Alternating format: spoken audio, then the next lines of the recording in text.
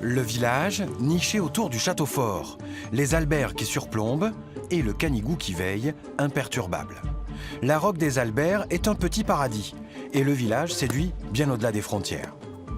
Pour s'en convaincre, il suffit de se rendre au club de tennis. Ici, un tiers des membres sont des Britanniques.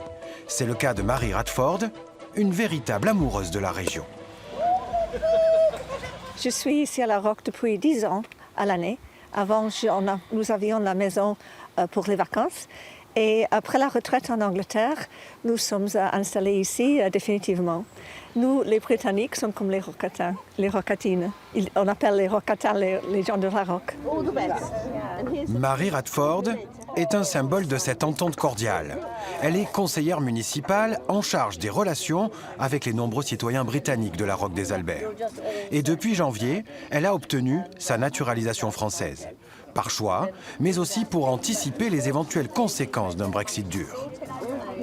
Si Brexit arrive, qui menace d'arriver, je vais perdre la possibilité de rester à la mairie.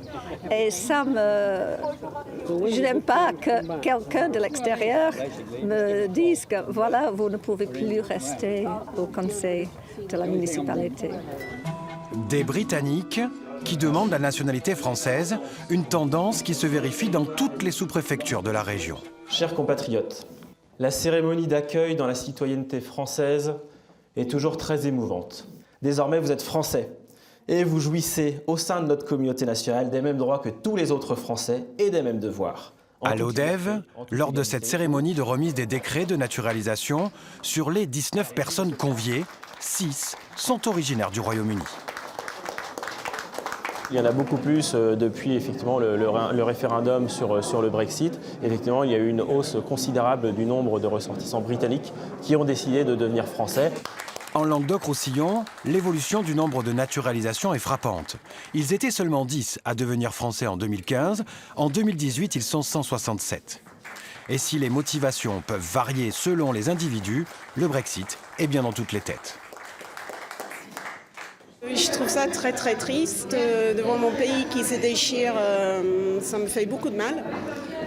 J'aurais préféré, c'est vrai, que l'Angleterre, que le Royaume-Uni reste dans l'Europe. Et j'espère que d'ici quelques semaines, quelqu'un va faire le nécessaire pour qu'il y ait un deuxième référendum et que les Anglais puissent vraiment se poser sur ce Brexit qui n'est pas du tout ce qui était proposé au départ. Après Paris, l'Occitanie est la deuxième région française qui enregistre le plus de demandes de naturalisation de citoyens britanniques.